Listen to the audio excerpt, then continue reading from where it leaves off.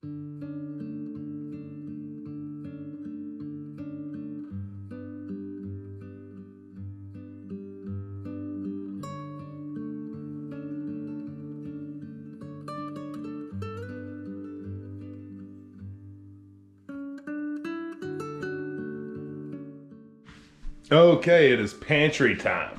Got my babe down here helping brother out. She's been very helpful. I have a rough time anytime doing anything kind of permanent, especially inside the house. I get stressed out tackling the first one because I want it to look good, and I'm more of a homestead builder, and I usually don't build stuff that looks really good. Just God's honest truth right there. But I'm really trying to do better when it comes to my woodworking. I'm making it functional and pretty. Well, when you're about to hold, I mean, I don't even want to guess at the poundage of mason jars that's going to be sitting on these things. Sometimes you have to sacrifice some things. And one thing you may notice is the brackets are not equally spaced underneath the boards. Well, there's a reason. When you get shelving or you get any kind of brackets, they're going to give you the anchors that go into drywall that you can put the screw in, which acts like a stud. And they do well. They really do good. However, because we're holding so much weight, I wanted to make sure that most of the brackets were in a stud. Well, the two in the middle are, and the one on the outside is going to have anchors. And I wanted that to be that way. So that means we have two close together and then one on the outside. And then didn't need one for the end because we're going to be adding this side, and you'll see that in a minute.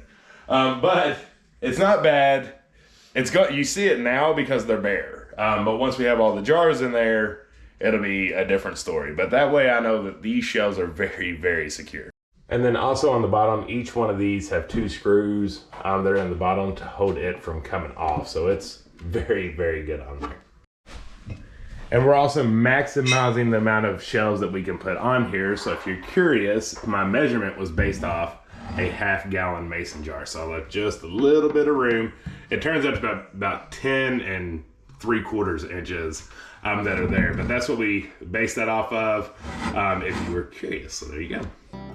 Okay, now that we've gotten these shelves done, it's time to move to this side. So we want them to be equal, but we're going to be butting it up to that wood. So these are 60 3/4 inches, and then so over here that makes it 48 3/4 inch board, but total will be the same once it buttons up.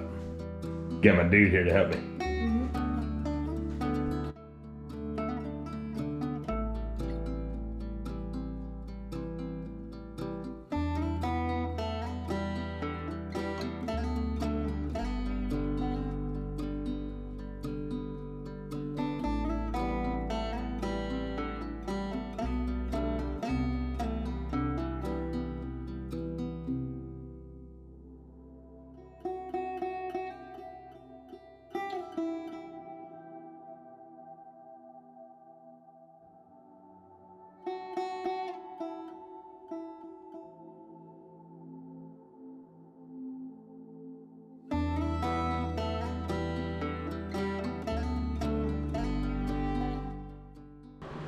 Okay, had to take a quick break. Had to go get Raylan from her cheerleading Christmas party, but I am loving the way that this is starting to turn out. Me too.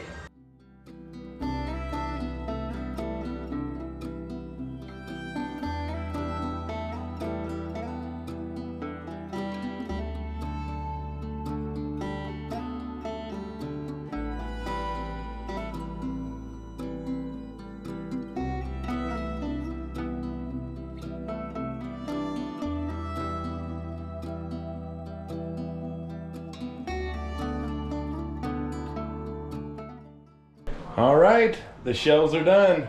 What do you think? I love them. Yeah, it turned out pretty sweet. I'm pretty excited about it. So it holds 3 quarts worth, and like on top, back to front, which is really awesome. That means it's gonna hold a lot of food.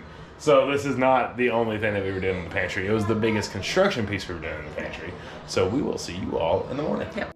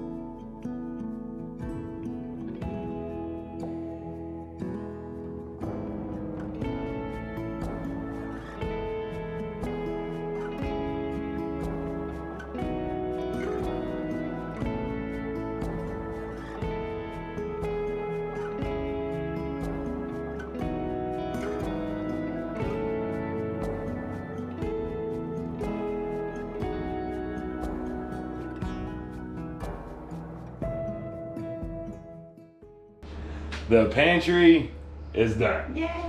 Man, so it was not that difficult of a job to do, but this spanned across before Christmas and after Christmas, so technically took a little bit of time to get fully done, but that's because we had stuff to do in between that.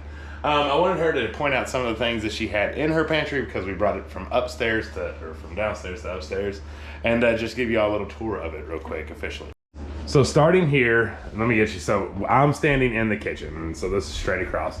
Starting here is our cast iron wall, which was the last thing that we did. So this is the cast iron that we currently have, and I went ahead and got a second one, so we have room for expanding our amount.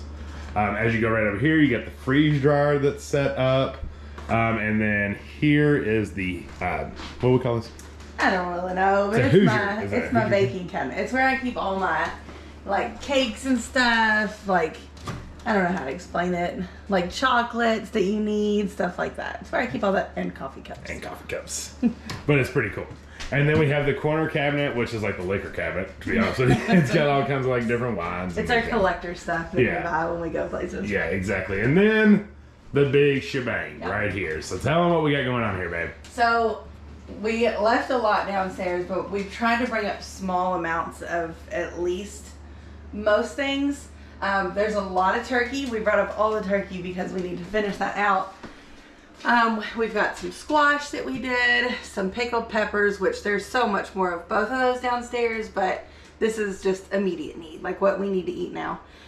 We've got okra for frying. We've got our zucchini salsa, pineapple zucchini. I don't remember what I called it. Yeah.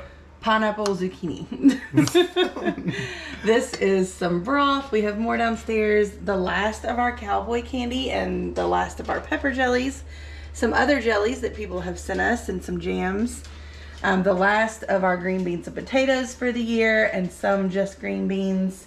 Some of our soups, some pickles that need to be eaten, squash relish, tomato juice, all our spaghetti sauce, salsa that we have left. And then this side is all dried goods. So this is where we're going to store all of our eggs. We have a ton because we finally found out where the chickens were laying. And they're done with molt, thank goodness. So we're getting tons of eggs, peanut butter, stuff like that we keep on stock. Lentils, crackers, sugars, noodles, rices, powdered sugars, pancake mixes. And then this whole row is all my teas. So these are most that we grow and keep. Some that we buy just to have on hand, and there's some more storage in the back with like maca powder, moringa powder, stuff like that. And then down here is some more sugars, brown sugars, and some cornmeal, and then our oils. And then down here is where we're going to keep our kitchen appliances like Instapots, air fryers, crock pots, stuff like that. Cat foods, more sugars that are still in the bags. Jars, these are not all of our jars. Again, none of this is all of everything. It's just short-term storage. So this was my Christmas present actually. It's the All-American 931 canner and I'm in love with it. Pretty obsessed, cannot wait to use it.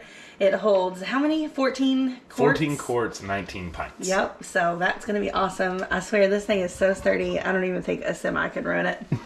So if you've been watching for a while, you know that this room was always a struggle on what we want to do with it. It's literally been like 10 different things since we moved here last year. And then we did a random live, and it randomly popped in my head that it could be a good walk-in pantry. Just right then and there. It just kind of came to my head as we was talking it out. And so now, here she is. There it is. She is a living, breathing walk-in pantry. We talked about maybe getting some kind of island or something in the middle. Right now, though, we're enjoying that there's space. You know, that you can kind of move around and big stuff can come in if need be or whatever. But I think it meets its job for now. Yeah, I'm thinking an island with the little pull-out bins where we can put like potatoes, onions, produce from the summer garden, stuff like that. But it's fantastic. It's so useful and functional. I can just come right over here, grab what I need. And then also when people come, you know, we have extras like eggs. They can come in here and be like, come grocery shopping. Yeah. Or when we have extra rice that needs to be eaten, they, you know, can take a quart home. It's really cool. It really is. It feels like pretty unattainable, but it happened. Yeah, in a very short amount of time. So when we originally thought about this, we was going to put counters all right here, and then actually put a top on it, then put shelving above it. Well, I don't know if you've priced counter, or it's not counters, cabinets. Cabinets. We was going to put cabinets. I don't know if you've priced those anytime recently, but it was going to be like $1,000 just to cover this wall. Just for like 4 cabinets. Yeah, which is insane. Yeah. So that would have been nice because we would have been able to put stuff in there, but we would have lost a lot of shelving. Yes. So we went with just this route, which I think is probably the better route because we needed more place to hold jars, not hold big stuff. Right. So this works out well, but that's why we decided to just do that. Secondly, this also really helped out with the store planning because the store is going to look a lot like that. Yeah. So we was able to kind of give a trial run and see what we liked and didn't like out of this because we'll be doing that real soon down there. But overall, it's worked out perfectly, and I think it's like a dream pantry that any homestead or farmer would want. For sure. It also is going to make the store easier because when I'm cooking stuff in our kitchen, I can just run right over here and grab dried goods that I need. So that'll be nice. Yeah, all functionality, but also beautifulness because this is like the first thing people see when they walk into our door, which is pretty cool. But other than that, I hope you all enjoyed this video. It was, like I said, it spanned multiple days. But I hope it all made sense and you got a good idea. And maybe it inspired you to use a room that you're unsure about and turn it into something. Yeah. You got to remember, just because it's labeled a bedroom or a closet or a dining room, it doesn't have to be that. Get creative. Or even if it's a nightstand, it doesn't have to be used as a nightstand. That's exactly right. Because we are good at that. Yeah. But y'all, if you haven't subscribed, please make sure to down below. We love you. Until the next one. Bye.